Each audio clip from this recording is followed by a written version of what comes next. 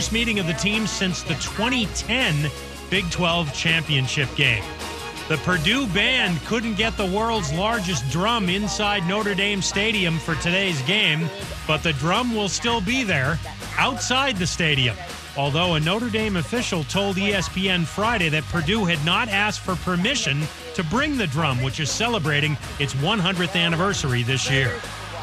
We're back on Monday, and Aaron Rodgers says the Packers can't freak out after one loss. But we'll tell you if Rodgers can put his money where his big mouth is on Monday Night Football. Keyshawn, J. Will, and Max, Monday morning on ESPN Radio.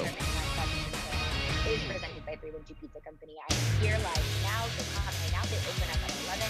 The Rose Training Day here in Nashville. So it's not the day to coincide and watch football games already.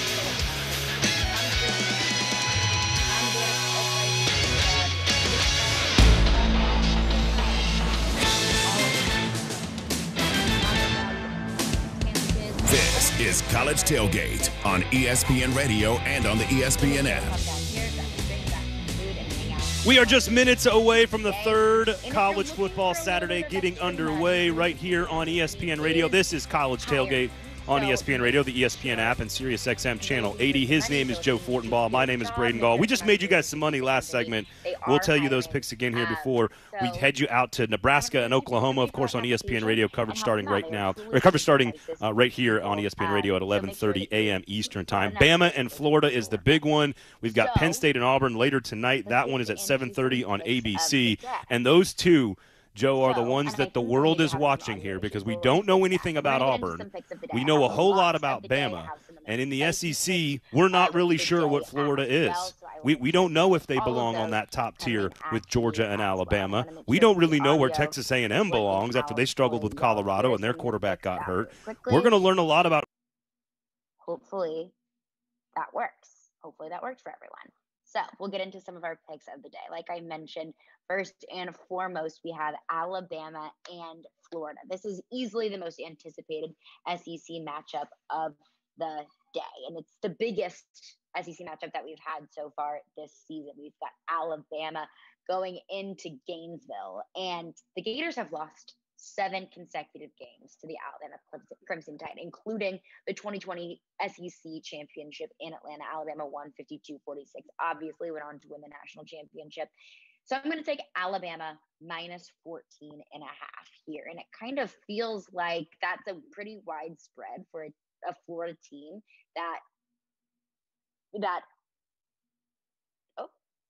it kind of feels like it's a Florida team that it should be way more talented than a 14.5 spread. But I'm going to take Alabama minus 14.5 because if we have learned anything from Alabama so far this season, it's that they can put up a ton of points and they can stop whatever offense is bringing to them. Emory Jones, quarterback for Florida, he may not be starting today. Expect to see quarterback Anthony Richardson today. Now, they're both dual threat quarterbacks, and Anthony Richardson, from what I have heard, seems to be a force to be reckoned with. So I am also going to take the over in Alabama, Florida as well. Over under on this game is 59.5.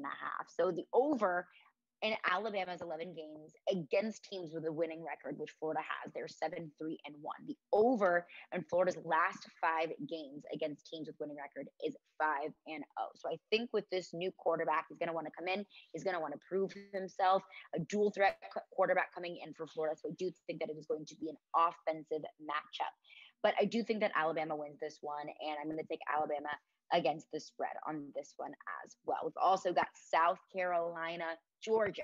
Now, 2019, South Carolina came in, upset the Dogs in Athens, a 20-17 win. South Carolina coming in as 20.5-point underdogs, but I don't think that this is going to be any sort of repeat of 2019. I don't think that this is going to be any sort of South Carolina magic that we saw in 2019. Georgia always seems to lose over the past few years, always seems to lose some of those weird games, but I don't think this is going to be one. So I'm going to take Georgia minus 31.5. My spicy pick of the week last week was Georgia UAB. I took UAB against the spread. And I obviously learned my lesson on that one because I wasn't exactly sure if this Georgia team was going to live up to the hype. Of course, a win over Clemson, I said that win pretty much solidified Georgia in the college football playoff. Because if Georgia wins out, I mean, and of course a loss to Alabama in the SEC championship, if that's how the season plays out, and that's who I would pick in an SEC championship if it does happen to be an Alabama-Georgia matchup. I'm taking Alabama with that one. But I think Georgia solidified their spot in the college football playoff. But I wasn't exactly sure. Is JT Daniels the guy? I knew that Georgia's defense was for real. One of the best, if not the best defenses in college football, not even just in the SEC and college football as a whole. I just didn't know if JT Daniels was going to be that guy.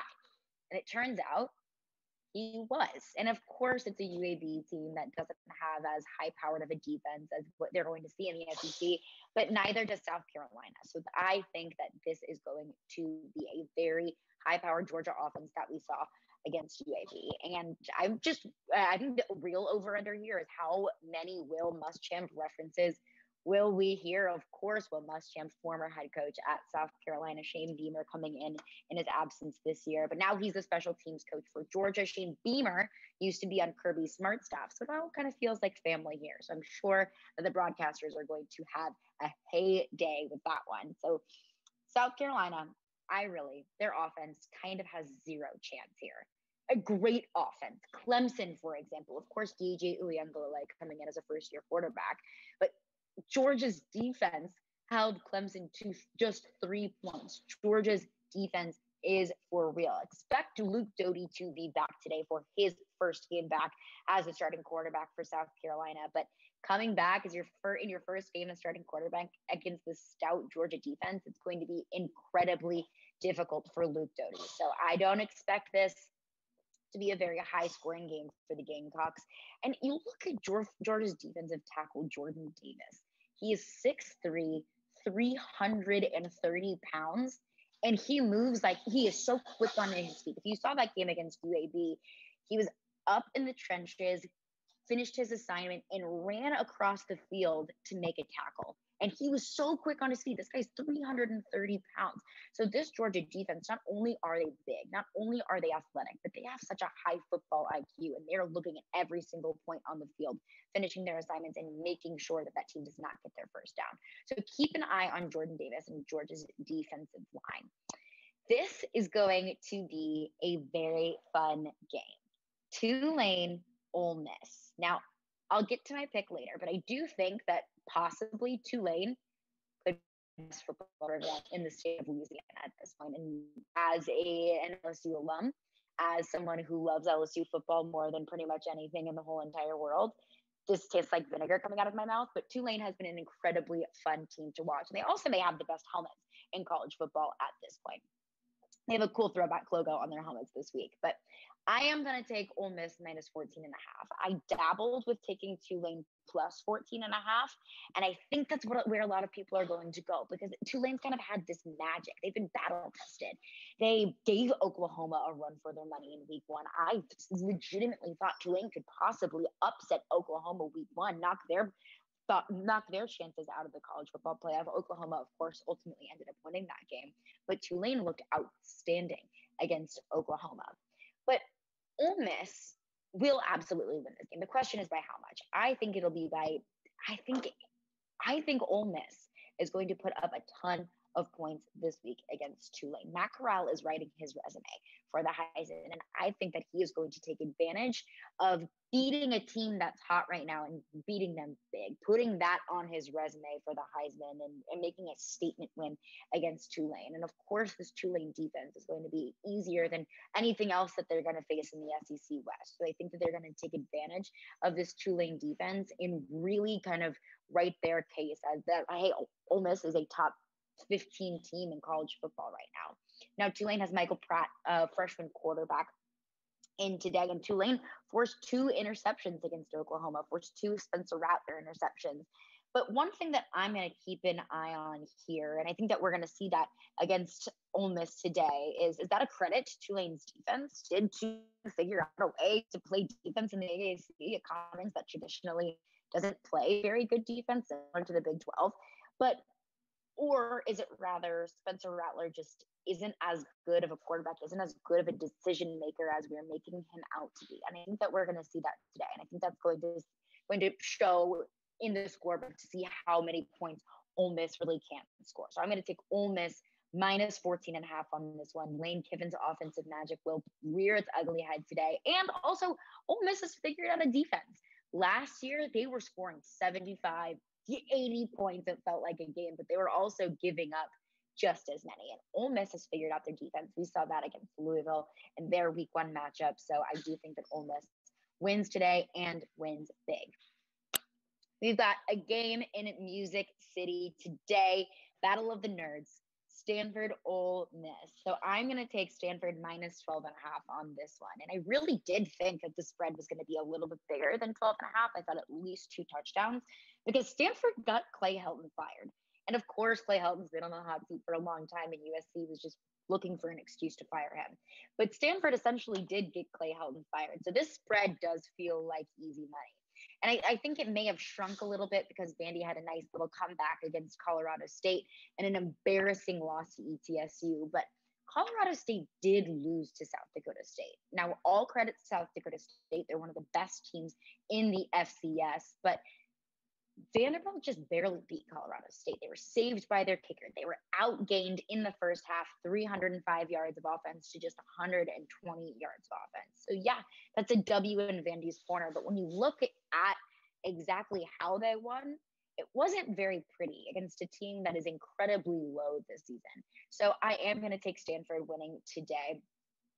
Keep an eye on Nathaniel Pete, Stanford running back, who rushed for a touchdown and 115 yards on 6 carries against USC. He ran it in for an 87-yard score. So keep an eye on Stanford's running back as well as Stanford's quarterback today, Tanner McKee. And in his first career start, threw for 2 touchdowns, 234 yards on 22 attempts with a rushing touchdown. But I think that the Stanford offense is going to be very fun to watch, especially against a Vanderbilt team that essentially plays no defense. Stanford is just a more stacked team. It's a more dynamic team, which they showed that they were able to score touchdowns, not only in the air, but also on the run against this USC team. So Battle of the Nerds, give me Stanford on this one.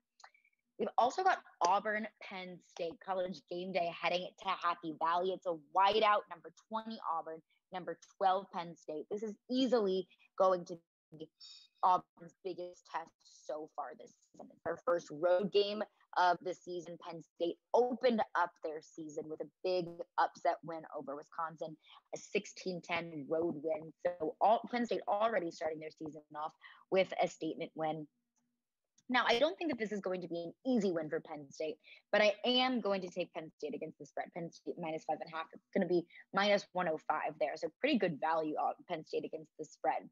Now, Auburn has outscored their opponents 122 to 10 so far this season. So Auburn has been putting up points like no other. But it was to Akron and it was to Alabama State. 575 total yards per game in their first 2 games against Akron and Alabama State. 340 rushing yards per game. And that is credit to Tank Bigsby, who is, in my opinion, one of the best running backs in the SEC so far. He's rushing around 125 rushing yards in each of his games so far this season. Keep an eye on Tank Bigsby. And I do think that Auburn is going to have to rely on Tank Bigsby heavily because 6 of Bo Nix's last 7 interceptions dating back to the 2020 season as well have been on the road. Bo Nix throws picks, and on the road, it feels inevitable, especially when they're on the road in Happy Valley during the whiteout game. It is going to be so loud. It is going to be an electric atmosphere. And if history has shown us anything about Bo Nix, it's that he gets rattled on the road. So expect Bo Nix to throw a few interceptions here. I believe if you're looking at prop bets, I believe the over-under on Bo Nix touchdown passes is 1.5.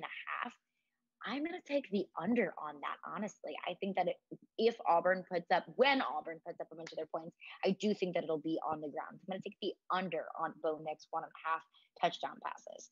But Auburn has finished its past 2 seasons with 2 losses to Big Ten teams in bowl games, Minnesota in 2019 and Northwestern in 2020. So Big Ten teams give Auburn a little bit of trouble. Sean Clifford, another person who can get it done. We were talking about Stanford's quarterback who can get it done in the air and on the ground. Sean Clifford can as well. Against Ball State, he had 66 rushing yards. So I think that if Auburn's defense pressures them a little bit, if their defensive backs get Penn State's wide receivers tied up a little bit back there in the backfield, that Sean Clifford can run it on the ground as well. And he is incredibly talented with it as well. Going to get into my spicy pick of the day. And if y'all have listened to this show, you know that I'm a huge LSU fan. However, my spicy pick of the day comes LSU and Central Michigan. So a little side note, I'm gonna not to start this game on a somber note, but Kevin Falk, LSU's running back coach, just lost his 19-year-old daughter, Kevion Falk, this past week. So thoughts and sending my best to the Falk family. He will not be at the game against Central Michigan, but sending my best, and I know that LSU will be playing for Kevion today. But my spicy pick of the day, and this is tough to say, but I am going to take Central Michigan to cover. Over the spread on this one is 20.5. And of course, I do think LSU is going to win this game. We saw McNeese State last week, and LSU didn't really have an enthusiastic win over a team that they could have completely buried. 34-7 win to McNeese State. So I do think that while LSU will win, Central Michigan very much so could keep it close. They played Missouri very close and a 34-24 loss to open up their season. But I mean, Missouri's not a team that I'm very high on this year, but the gap between LSU and Missouri, I don't think is incredibly wide from what I have seen from LSU so far this season. So I think that Central Michigan, they kept it close against Missouri. I do think that they keep it close with LSU as well. Now, LSU's key to prove themselves this week, because they're going into SEC play next week against Mississippi State. And I do think that they want to build their team's confidence up a little bit. They want to build up the national conversation around this program, because the conversation so far this season has been, is it a national championship hangover? So in order for LSU to kind of flip that narrative a little bit, I think there's going to be 2 people that you're going to want to keep an eye on. Of course, their quarterback, Max Johnson, a guy who can get it done in the air. 3 passing touchdowns against McNeese State, 161 passing yards. And keep an eye on Keyshawn Butte as well. He has proved himself to be Max Johnson's favorite target so far this year. 2 receiving touchdowns against McNeese, 3 against UCLA. So keep an eye on Keyshawn Butte, because I think that those 2 have some nice chemistry there. And it feels inevitable a Max Johnson to Keyshawn Butte connection there. So dating back to last season, Keyshawn Butte has averaged about 141 receiving yards per game in his last 5 games. So this past 2 in 2021 season, the last 3 of the 2020 season. So I think that Keyshawn Butte is just the next in line of some of the best wide receivers that we have seen come out of LSU. So I think that those 2 could possibly be the difference and could get in the way of Central Michigan covering. But I do think that Central Michigan will keep it close. So that's kind of my spicy pick of the day. And of course, I think with LSU going into SEC play next week, they're going to want to keep their starters fresh. They've been bitten by the injury bug. Their starting quarterback, Miles Brennan, not even able to take a snap so far this season, coming into the season with an injury. So I know that their depth is running a little bit shallow on their roster due to injuries. So if LSU feels like they have a comfortable lead, I think that they're going to start pulling their starters to keep them fresh for SEC play. So Central Michigan, plus 20.5, my spicy pick of the day. My lock of the day. So I'm 2-0 on my locks of the day so far. Not to toot my own horn, but I am 2-0 my locks of the day so far the past 2 weeks. Kentucky last week, -5.5. That was my lock of the day. And that is exactly what we learned from Kentucky last week, is they are legit. They are legit this year. So if you don't know about Kentucky, now you know. Will Levis has been absolutely incredible. And I think that Kentucky has found finally that passing quarterback to match those wonderful offensive elements that Kentucky has had in the past. They just have never had a quarterback to put it all together. And I think that Will Levis has been that missing piece. A Penn State transfer coming in to Kentucky. But my lock of the day today is Memphis plus 14.5 against Mississippi State. Now, Memphis may go in and win outright. I would not be surprised at all. No one in the AAC plays defense, it feels like. Although we may learn that from Tulane today to see if they can limit Ole Miss's high-powered offense at all today.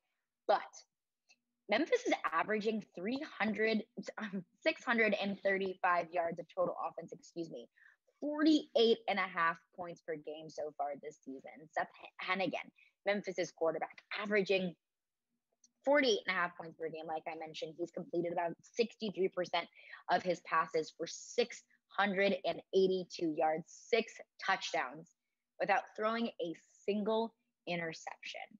I'm high on Memphis' offense this year, and I think that this Mississippi State team is a little bit down. Memphis against Arkansas State had nearly 700 yards of offense. 2 guys to keep an eye on for Memphis today. Wide receiver Calvin Austin, who had 239 receiving yards against Arkansas State, just absolutely went off against Arkansas State. And I think that they're feeling a little bit of confidence coming off of that statement win last week. Also, keep an eye on their running back, Brandon Thomas. He's averaging 169 rushing yards per game and 10 yards per carry. So keep an eye on their wide receiver, on their running back, and Memphis will be able to get it done in the air as well as on the ground as well. So Mississippi State's quarterback, Will Rogers, threw for 2 touchdowns, 294 yards last week, and he's completing about 70% of his passes, but he's only averaging 6.9 yards per attempt. Now, this Memphis defense is not anything that Mississippi State should be afraid of, but I do think that if Mississippi State can't get things moving, Memphis will be able to get it down the field and score a ton of points. If you're going to take anything on the money line here, I do think that Mississippi State gets a win here, but I would not be surprised to see Memphis get an upset. And I do think very much so that Memphis is going to keep it close. So I am going to take Memphis plus 14.5. Now, a couple more storylines to follow today in the SEC slate of games. It's going to be who's Tennessee's starting quarterback. Joe Milton out of the Pitt game with a leg injury. Hendon Hooker coming in his absence and had a wonderful game, had a great game. And I think that Tennessee kind of saw, okay, Joe Milton cannot complete passes. Yeah, he can throw it from one end zone to another. He could probably throw it from Knoxville to Nashville, but it's not accurate. He can get it there, but just not in the hands of a wide receiver. And I think that that's going to be the difference between this Josh Heupel high-powered offense, this offense that Tennessee fans have been waiting to see, is that Joe Milton has an offensive guru that can match his arm, but the skill isn't there. And I think that Hendon Hooker last week showed Tennessee that they do have a quarterback that could possibly get it done. So is Hendon Hooker going to start today? I personally do think yes. Joe Milton out with an injury, and they're going into Florida next week, so I think they're going to want to keep Joe Milton's legs fresh for that game. You could possibly see Harrison Bailey come in this game as well. I do think Hendon Hooker gets the start, but I wouldn't be surprised if Tennessee goes up big against Tennessee Tech. I would not be surprised to see Harrison Bailey come in the second half. So that'll be a fun thing to watch as well. And it will be fun to see exactly what Hendon Hooker can do. What are his abilities? Is it going to be able to turn this Tennessee team around, be able to pick up a few SEC wins along the way, aside from their South Carolina, their Vandy wins that kind of feel inevitable. So go back through my picks of the day. My lock of the day, Memphis plus 14.5. I'm 2-0 on my locks of the day so far. So trust me on this one. I think that Memphis keeps it close. My spicy pick of the day, I also think that Central Michigan keeps it close against this LSU team that just hasn't been able to get it together since they won the national championship. Central Michigan plus 20.5. I'm taking Alabama minus 14.5 against Florida. I know that there's a lot of chatter surrounding Florida's quarterback that they might put in this week, Anthony Richardson, who has proved himself as a dual threat. But I do think that Alabama scores big on this one. Georgia minus 31.5 against South Carolina. I learned my lesson last week when I picked Georgia to not cover, but they very much so did against UAB. It felt like that game was 100-0.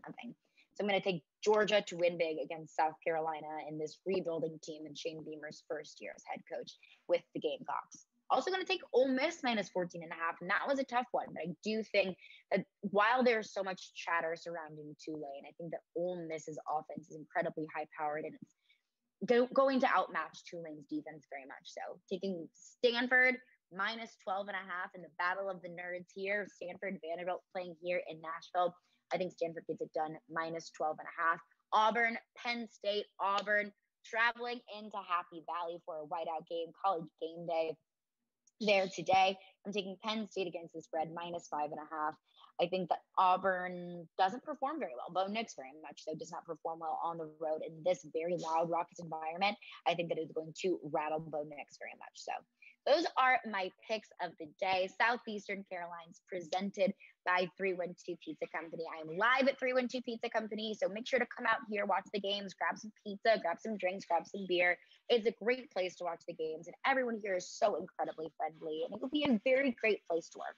So if you're looking for some work, if you're looking for a little bit of extra money on the side, come down to 312 Pizza Company, fill out an application. They are hiring. The people who work here are so incredibly friendly. So make sure to come out here, fill out an application, and help them out because I know they would surely appreciate it. That is going to do it for me today. I'll be back next Saturday at 10 a.m. with my picks for week 4, and you can catch me every Monday through Friday from 2 to 6 on Stillman & Company. Good luck on your picks today, and happy SEC Saturday.